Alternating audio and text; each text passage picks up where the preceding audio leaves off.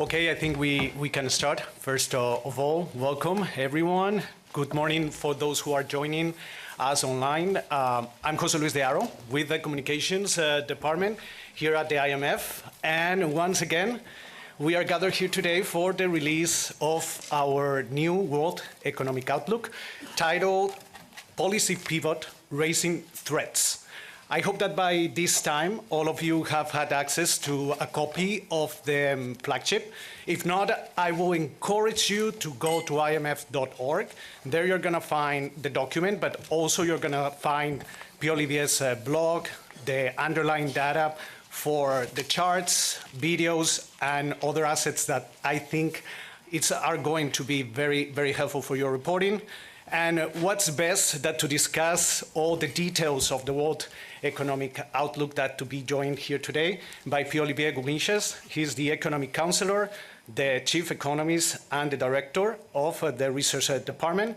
Next to him are Petya Kova-Brooks. She's the Deputy Director of the Research Department.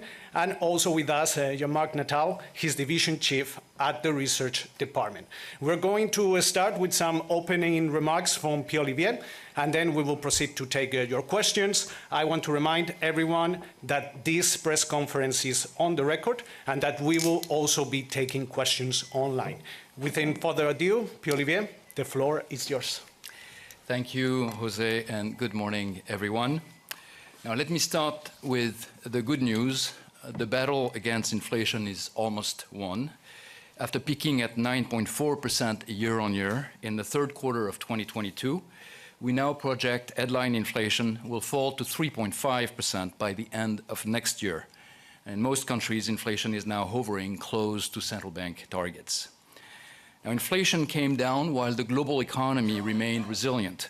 Growth is projected to hold steady at 3.2% in 2024 and 2025. The United States is expected to cool down, while other advanced economies will rebound.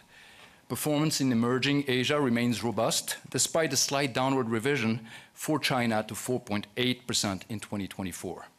Low-income countries have seen their growth revised downwards, some of it because of conflicts and climate shocks. Now, the decline in inflation without a global recession is a major achievement. Much of that disinflation can be attributed to the unwinding of the unique combination of supply and demand shocks that caused the inflation in the first place, together with improvements in labor supply due to immigration in many advanced countries. But monetary policy played a decisive role, keeping inflation expectations anchored. Now, despite the good news on inflation, risks are now tilted to the downside. These downside risks include an escalation in regional conflicts, especially in the Middle East, which could pose serious risks for commodity markets. Policy shifts toward undesirable trade and industrial policies could also significantly lower output.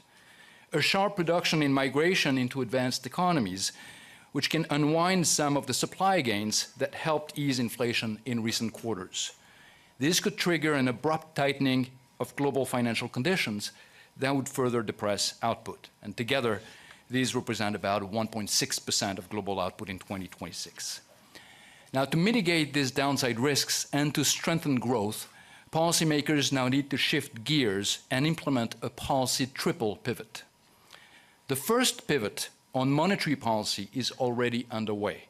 The decline in inflation paved the way for monetary easing across major central banks.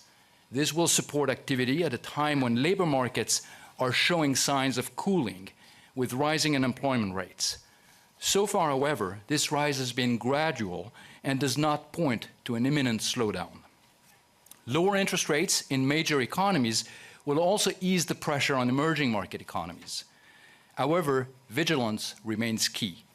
Inflation in services remains too elevated, almost double pre-pandemic levels, and a few emerging market economies are seeing rising price pressures, calling for higher policy rates. Furthermore, we've now entered a world dominated by supply shocks from climate, health, and geopolitical tensions, and this makes the job of central banks harder. The second pivot is on fiscal policy. It is urgent to stabilize debt dynamics and rebuild much-needed fiscal buffers. For the United States and China, current fiscal plans do not stabilize debt dynamics. For other countries, despite early improvements, there are increasing signs of slippage. The path is narrow. Delaying consolidation increases the risk of disorderly adjustments, while an excessively abrupt turn towards fiscal tightening could hurt economic activity. Success requires implementing, where necessary and without delay, a sustained and credible multi-year fiscal adjustment. The third pivot, and the hardest, is toward growth-enhancing reform. This is the only way we can address many of the challenges we face. Many countries are implementing industrial and trade policy measures to protect domestic workers and industries. These measures can sometimes boost investment and activity in the short run, but they often lead to retaliation and ultimately fail to deliver sustained improvements in standards of living. They should be avoided when not carefully addressing well-identified market failures or narrowly defined national security concerns. Economic growth must come instead from ambitious domestic reforms that boost innovation, increase human capital, improve competition, and resource allocation. Growth-enhancing reforms often face significant social resistance. Our report shows that information strategies can help improve support, but they only go so far. Building trust between government and citizens and the inclusion of proper compensation measures are essential features. Building trust is an important lesson that should also resonate when thinking about ways to further improve international cooperation to address common challenges in the year that we celebrate the 80th anniversary of the Bretton Woods institutions. Thank you. Thank you, Pierre-Olivier. So before we open the floor to your questions, let's remind some ground rules. First of all, if you have any question that is related to a country program or a country negotiation, I would recommend not to formulate that question here. Basically, those questions can be formulated in the different regional press briefings that are going to happen later this week. Also, if you want to ask a question, you just raise your hand, wait till I call you, identify yourself and the outlet that you represent.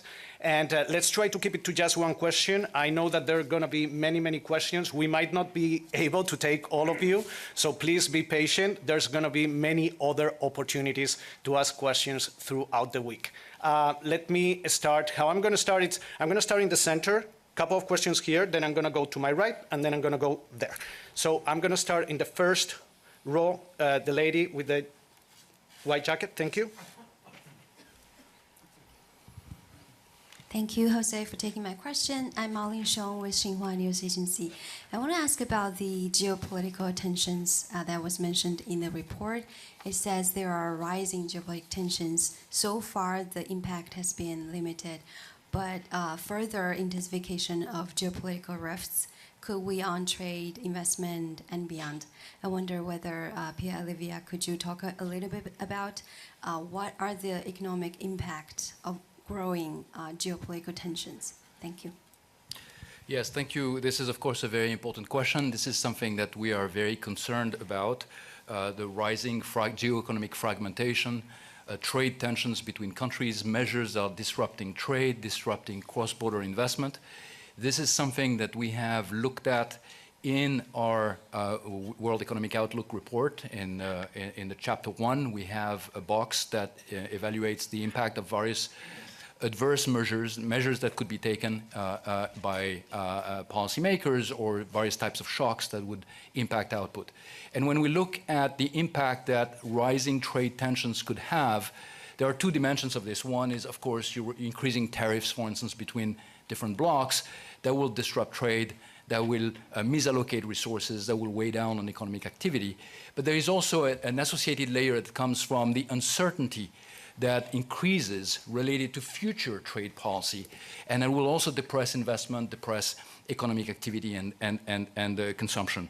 And when we put these two together, what we find is we find an impact on world output that is of the order of about 0.5% of output levels in 2026. So it's a quite sizable effect of both an increase in tariffs between different countries and an increase in trade policy uncertainty. Okay, I'm going to continue here in the center. We're going to go to the gentleman on the third row. Yeah, There, third row, there, third row. Thank you. Hi, Pierre Olivier. Thanks very much for taking my question.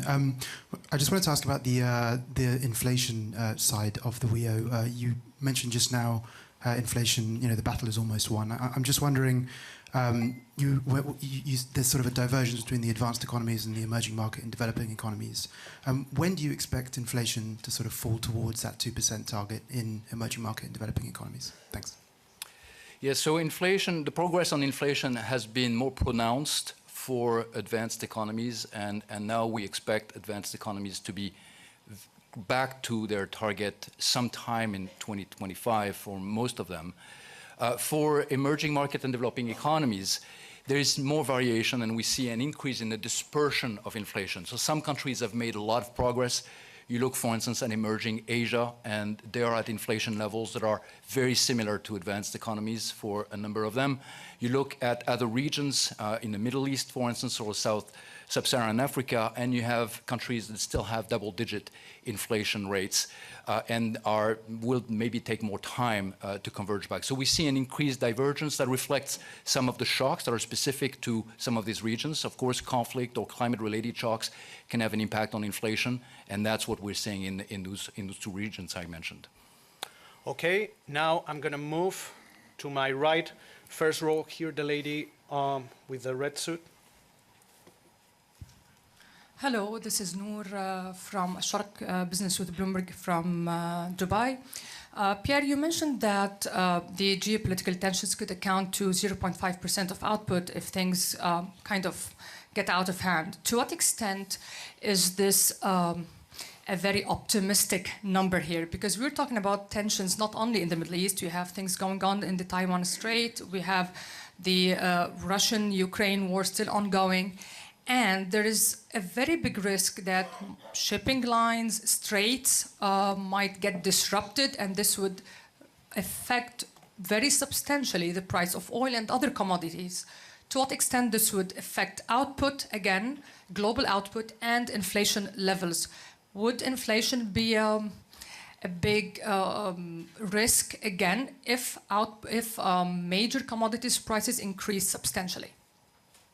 Yes, so you're absolutely right. The scenario I was referring to earlier is a scenario where we have increased trade disruptions, tariffs, and trade policy uncertainty. But one can think also about geopolitical tensions impacting commodity market or shipping. Now, this is not something that we looked at in this report. That's something that we had looked at in our April report. And in April, when we looked at the potential for escalation in conflicts in the Middle East, the impact it could have on oil prices or on shipping costs, we found that this would very much be in the nature of an adverse supply shock. It would negatively impact output, and it would increase inflation pressures. Now, the numbers we had when we did that exercise back in April, but they're still very relevant for the environment we're in now, and that was one of the layers I showed today, is that it would reduce output by another about 0.4% by 2026, and would increase inflation by something of the order of 0.7% higher inflation in 2025. So this is something that is very much on top of the other tensions that I mentioned. This is why we are living in this world in which there are multiple layers of risk that could be compounding each other. Okay, I'm going to stay here, first row. Here, thank you. Thank you. My name is Simon Atiba with Today News Africa in Washington, D.C. I would like you to talk a little bit more about the situation in Africa. I know 2 years ago it was about COVID and then Ukraine. What do you see now, and what are some of the recommendations for Sub-Saharan Africa? Thank you.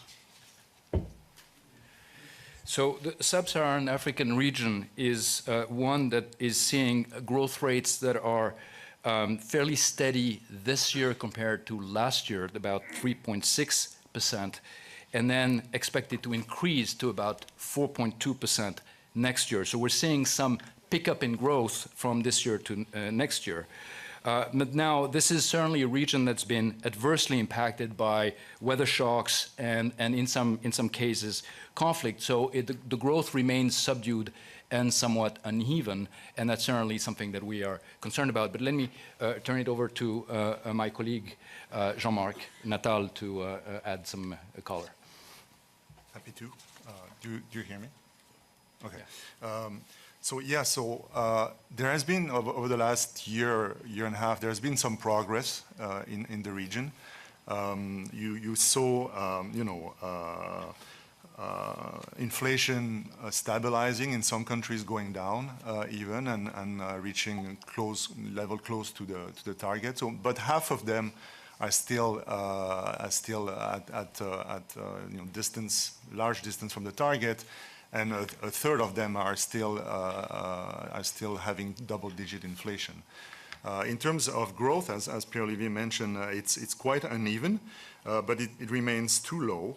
The other issue is debt in the region. Obviously, it is still high. It has not increased. It has stopped increasing, and in some countries already starting to consolidate, but it's still too high, and the debt service is correspondingly still high in the region. So the challenges are still there.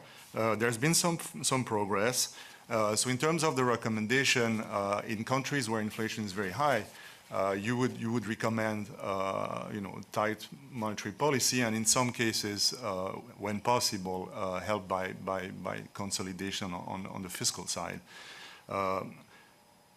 It's complicated. It's in many countries, there are trade-offs, and consolidating fiscal is difficult when you also have to provide for relief, like in Nigeria, for example, due to the flooding. So targeting the support to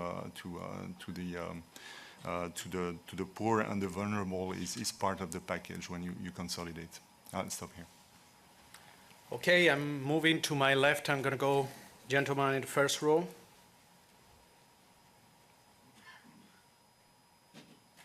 Thank you very much. Joel Hills from ITV News.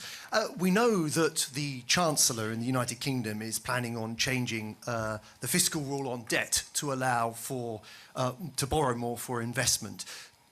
Pierre-Olivier, do you support this idea, and what, in your view, are the risks? And should the UK government continue to target a fall in debt of some description or a rise in public sector net worth?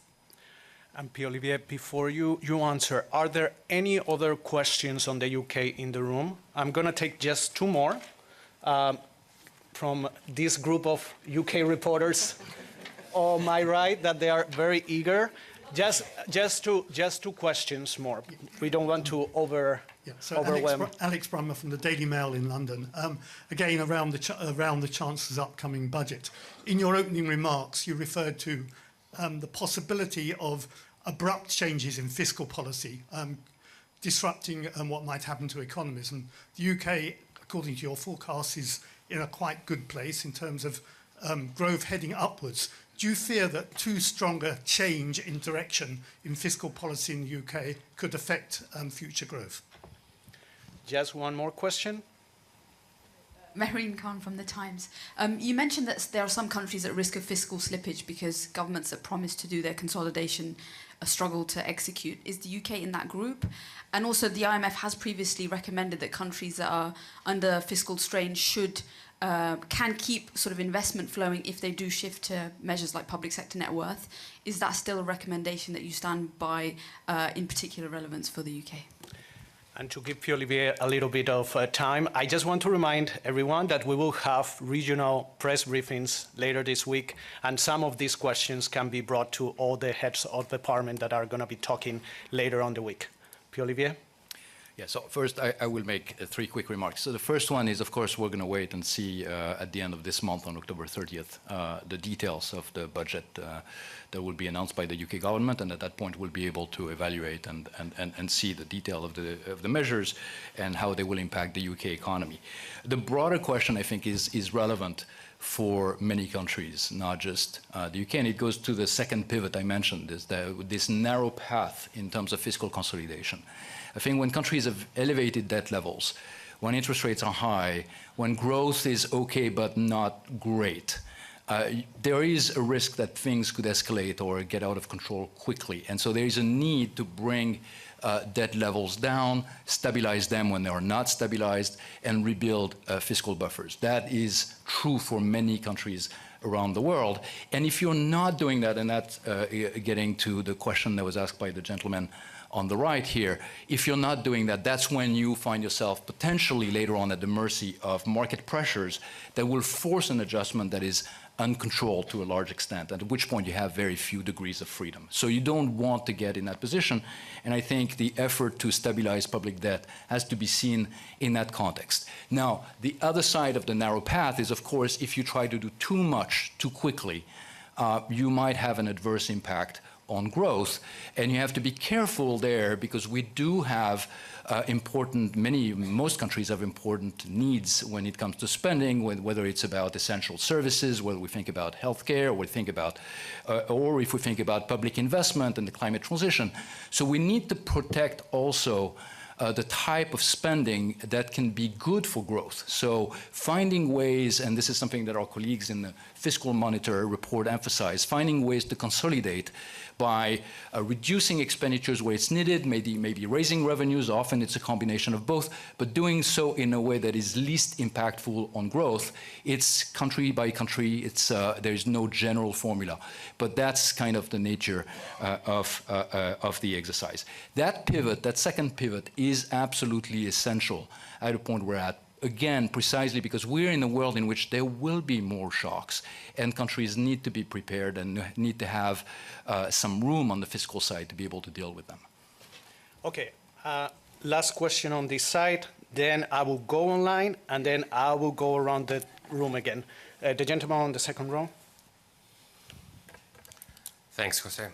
Pierre Rivera, question on Argentina. The IMF is maintaining its projections for the country for next year, improving GDP and inflation 45% at the end of the year. Oh, yes, sorry.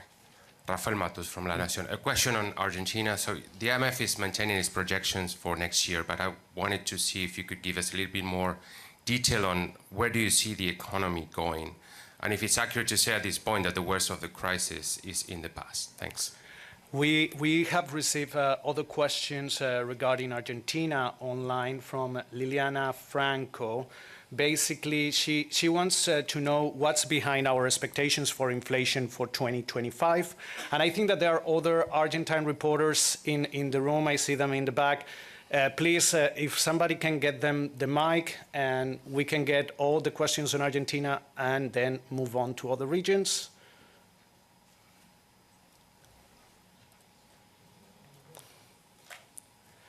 There, those two, please. Try to keep it short, because I want to. Hi, Patricia Valli from El Cronista. You mentioned the need to keep going with the reforms, and the government in Argentina is implementing a series of reforms. What's the take of the IMF in terms of these, and if they are perhaps hurting the most vulnerable due to the increase of poverty numbers in Argentina in the past report? Hello, Juan Manuel Barca from Clarín newspaper.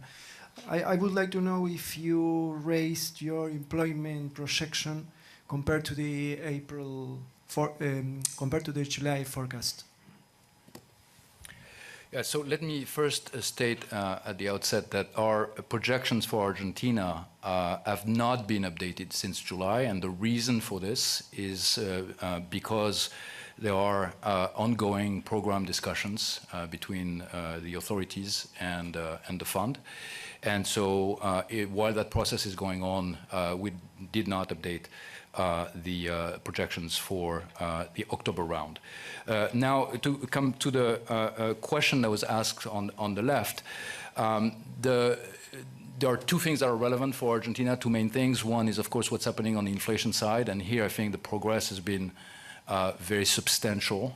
We are now seeing month-on-month inflation in Argentina close to 3.5%, and this is down from about 25% month-on-month back in December of last year. So very, very significant decline in the inflation rate. And so that's something to acknowledge.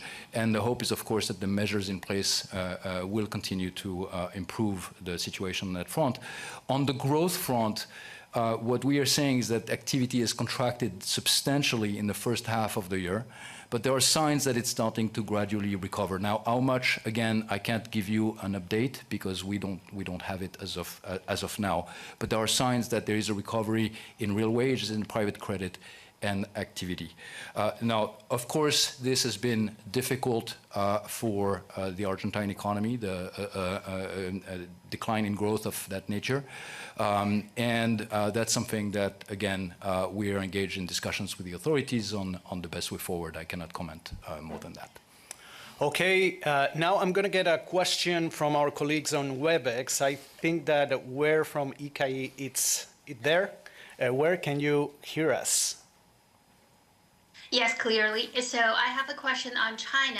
Given China's recent implementation of various stimulus measures, such as support for the real estate sector, and interest rate reductions and other economic incentives, we've already seen a major boost in its capital markets. So how do you assess the potential impact of these developments on China's economic recovery and growth perspective? And also, how the external effects, such as the Federal Reserve's easing monetary path, will play a role here? Thank you. Before you answer on the Federal Reserve, there's other questions on China on the similar nature. The recent stimulus announced by the government and its effects. Okay, so China, as I mentioned in my opening remarks, we have a slight downward revision for its 2024 growth compared to our July projections to 4.8%. And that's a revision that's coming largely due to a weaker second quarter of the year. And that's weaker second quarter of the year is reflecting continued decline in confidence in the household and corporate sector, and also the continued problems in the property sector in China. Now, this is something that, of course, is a top priority to address for the Chinese authorities, and we've seen a number of measures that have been announced since the end of last month. First measures, monetary and financial measures announced by the People's Bank of China, and then some fiscal measures that were announced a few weeks ago. These measures in general go in the right direction from our perspective. They are trying to improve the situation in the property sector. They're trying to, for instance, lowering borrowing rates or trying to improve the balance sheet of the property developers. In our view, in our assessment, the measures announced at the end of last month by the PBOC, although they go in the right direction, are not sufficient to lift growth in a substantially material way, and that's why our forecast is still at about 4.8% for 2024 and is unchanged for next year at 4.5%. The new, more recent measures announced a few weeks ago by the Ministry of Finance are not incorporated in our forecast. We're waiting to see the details. I should mention, however, that since then there has also been a release of the Q3 growth for China, and this has also been a little bit on the disappointing side. So I would say that what we're seeing in terms of where the Chinese economy might be going is a little bit of downward revision coming from the Q3 forecast, and then potentially some measures that will help lift the economy going forward. Okay, so we have an additional question on online. Basically, it comes from a reporter in Israel who wants to know how the current conflict is affecting the region and the global economy.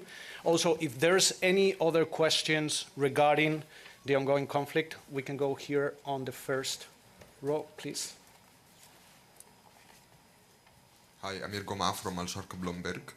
With the GCC countries increasingly focusing on diversifying their economy away from oil now, how the IMF sees the progress and how you assess that with the geopolitical tensions that may affect the attraction of the investment? Okay.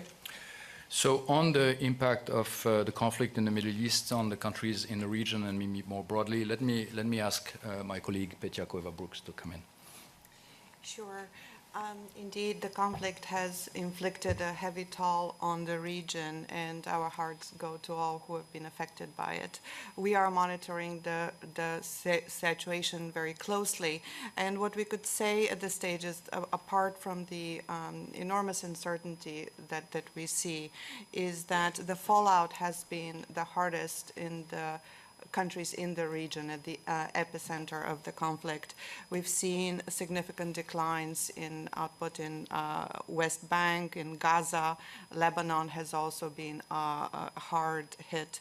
Now we've also seen impact in on the economy in Israel, although there I think so far at least the impact has been smaller. Now beyond that, there has also been an impact on commodity prices, on oil prices. We've seen quite a lot of volatility though, as other factors have also come in, such as the concerns about global demand kind of have pushed prices in the opposite direction.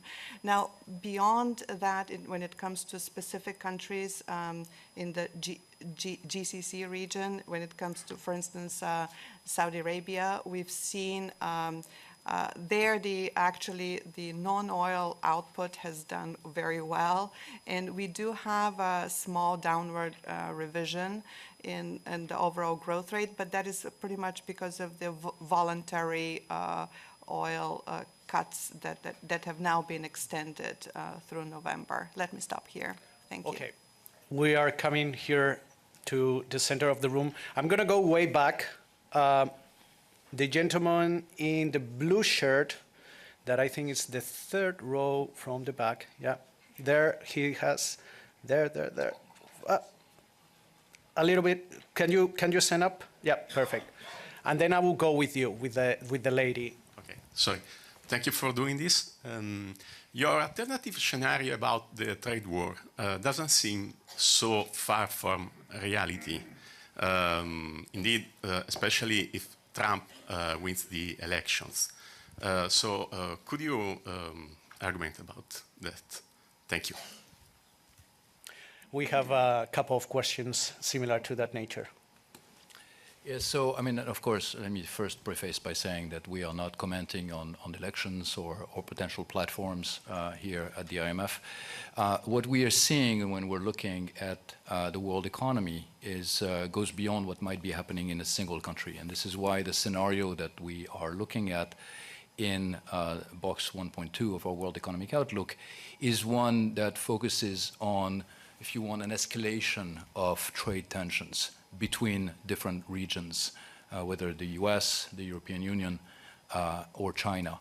And the numbers I quoted earlier are reflecting our model estimates of the cumulative impact of this increase in tension. So I think that this is something that we are very concerned about. We've seen a very sharp increase in a number of trade distorting measures implemented by countries since 2019, roughly. They've gone from 1,000 to 3,000. So tripling of trade distorting measures implemented by countries. And 2019 was not a low point. That was already something that was above what we were seeing in the 2010s. So there is definitely direction of travel here that we are very concerned about because a lot of these trade distorting measures could reflect decisions by countries that are self-centered, but could be ultimately harmful not just to the global economy, but this is what the benefits of doing a scenario analysis like the one we did. They're also hurtful for the countries that implement them as well, because of the impact on global trade also makes the residents of a country poor. Okay, I'm going to take a question from WebEx, and then I'm going to go to you. I think that we have a question on the US. Please go ahead. Good morning, everyone. Elena Frazen from Kyiv Post. My question would be regarding the US resilience towards inflation shock. I remember talks about this during the April meetings and the April report, and I want to ask you whether you're still committed to this forecast of the US resiliency, and whether we can still see the risk of recession in the US, since recent talks about the unemployment rate, it has not always came to the expectations of what the bond market or the stock exchange thinks. So is the US still as resilient as you saw it in April this year? Yeah, so I mean, the news on the U.S. is very good in a sense. I mean, we've had an upgrade in our growth forecast for 2024 and 2025. The historical numbers have also been revised, so we even upgraded 2023. That's already sort of behind us, but the numbers came in and they were stronger than was realized. And that strong growth performance has been happening in the context of a continued disinflation. There have been some bumps in the road. The disinflation may not have been proceeding, especially earlier in the year, as quickly as was projected, but lately it's been quite substantial. So what accounts for this is two things that are really important there. One is there is strong productivity growth that we see when we look at the US. That's somewhat unlike other advanced economies, in fact, when we look around the world. And the second is also a very significant role that immigration has played. The increase in foreign-born workers in the US that have been integrated fairly quickly into the labor force. Now, the increase in unemployment that we've seen recently, I just showed it in my opening remarks, reflects to a large extent the fact that you have this increase in foreign-born workers, and they've been integrated quickly in the labor force, but still there is an influx of them, or there was an influx of them, and it's taken a little bit of time to absorb them. And that's what is reflected in the increase in unemployment rate. So the labor market picture remains one that is fairly robust, even though it has cooled off, but from very, very tight levels. Growth is solid. So I think to the answer to the question that was posed, I think the risks of a recession in the US in the absence of a very sharp shock would be somewhat diminished. Now, that is really what paves the way when you think about what the Federal Reserve is doing, seeing this inflation coming down a lot, but noticing the increase in unemployment, pivoting away from just fighting inflation, that fight is almost done, and now being more concerned about maybe what might be happening going forward with the labor market, and wanting to make sure that that cooling off of labor market doesn't turn into something that is more negative. Okay, the clock here says that I have 7 minutes, that I can push a little bit, but we go there, then we will go to this side and come back here and maybe end around here. Thank you very much. Yeah, my name is Hope Moses Ashike from Business Day, Nigeria. Sir, right here in this room in April, you projected Nigeria economy to grow by 3.3%, and you cited improved oil sector, security, and agriculture. So I want to understand what has changed since then in terms of Nigeria's growth and the factors you mentioned. Thank you. Thank you. Jean-Marc, would you like to come on Nigeria? Sure. So yes, rightly so. We revised growth for Nigeria in 2024 by 0.2 down, and things are volatile, I suppose, because the reason for the revision is precisely issues in agriculture related to flooding, and also issues in the production of oil related to security issues, and also maintenance issues that have pushed down the production of oil. So these two factors have played a role. Okay, we go to this side. I'm going to go to the front row. The lady with the white jacket, thank you. Thank you. So this is still a follow-up question since you just answered on Nigeria. What's IMF's projection for the social impact on fuel subsidy removal, especially when you fuel subsidy removal and forex unification in terms of poverty, inequality, and food security? And also, can you give us your medium-term projections for Nigeria's growth? Thank you. So I'm afraid on this one I will have to go back and check because I don't have a number ready on the impact of removal of the fuel subsidy specifically on that you asked about. I don't know if my colleagues. And I will encourage you to formulate this question in the press briefing for the regional outlook for the African department. Probably there you will get your answer, but reach out to us bilaterally, and then we will get to the question. We're gonna go to the gentleman on the back. Yeah. Thanks very much. Andy Robinson, La Vanguardia, Barcelona, Spain. There seems to be a strange sort of divergence in the Eurozone economy in which Spain, you've revised upwards Spain's GDP growth forecast a whole percentage point, whilst Germany is languishing. Could I ask you, is Spain's performance sustainable when Germany's in a recession? Also, one other question. You seem, in your box on inflation and wage share and profit share, you seem to be suggesting that if there's any danger of increasing inflation in the future, it's more an excessive profit share than an excessive wage share. Could you tell me if that's a correct interpretation? Thanks. Yeah, so just a few words on the euro area in general, and then I will let my colleague Petia to come in on Spain. We do see some divergence across the different countries of the euro area. And one of the drivers is how reliant they are on manufacturing as one of the key sectors in domestic production. And what you're seeing is there is a general weakness in manufacturing, and that's hitting countries like Germany, while countries that are maybe a bit more reliant on services, including tourism, and Spain is one of them, are seeing a better performance. Now, on the second part of your question, then I'll turn it over to Petia, on the profit share and wages. We're seeing now wage growth that is in excess of inflation. And sometimes people say, well, that's a problem because that means, maybe that cannot be sustained and therefore there will be more inflation. Well, not quite. That's not the view that we have here at the fund. A lot of the increase in wages in excess of inflation right now, so that's an improvement in real wages in standards of living, is reflecting a catch-up phenomenon. It's after years during which inflation was higher than wage increase. So real wages are catching up. They are covering lost ground. Now, during those years when inflation was higher than wages, profits margins somewhere were higher in the economy. And that is the profit margin that is being eroded back. So it's not that we're squeezing profits inordinately right now. It's just that they are coming back towards more of their historical level as real wages are catching up. And therefore, that's not necessarily a concern in terms of inflation dynamics going forward. Now, with this, let me turn it over to Petia. Thank you.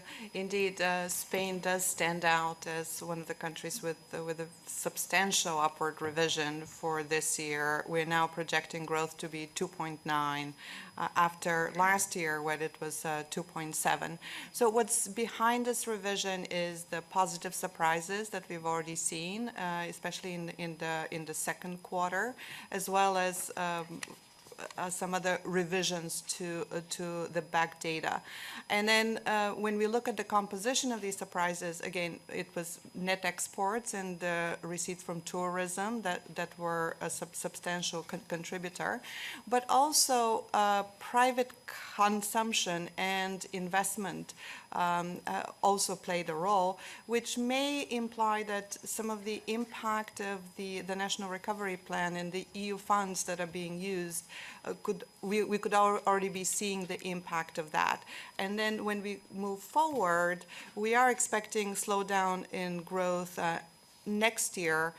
But again, if this investment continues, of course, that would be a very positive factor behind the recovery. Thanks. Okay, I have time for just one question because literally we have 15 seconds. So I'm going to go with the gentleman here.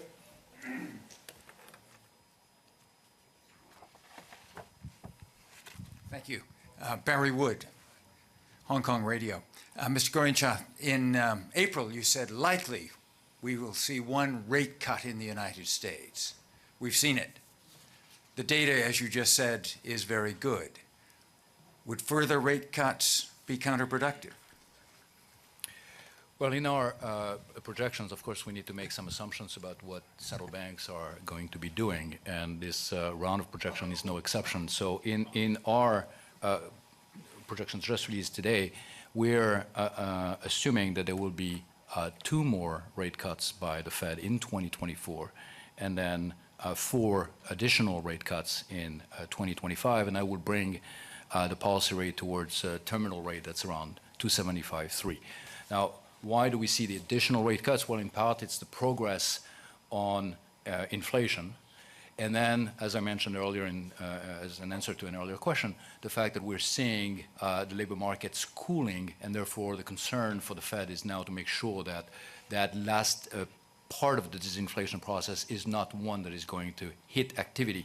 In chapter 2 of our report, we describe how that last mile could be somewhat more costly because as the supply constraints have eased and moved away, it becomes harder to bring down inflation at last mile without hurting economic activity. So it's important to also adjust the policy rate path in a direction of a little bit more easing as the economy is smooth landing. Okay, as in life, all good things have to come to an end. But before that, I want to thank you all on behalf of Pierre-Olivier, Petia, and Daniel, Jean-Marc, sorry, having a deja vu here. Also, on behalf of the Communications Department, and a couple of reminders for all of you. The Global Financial Stability Report press briefing is going to happen in this same room at around 10:15 a.m. Tomorrow morning, you have the press briefing for the Fiscal Monitor, and later on the week, you will have the Managing Director's press briefing and all the regional press briefings that we've been talking about.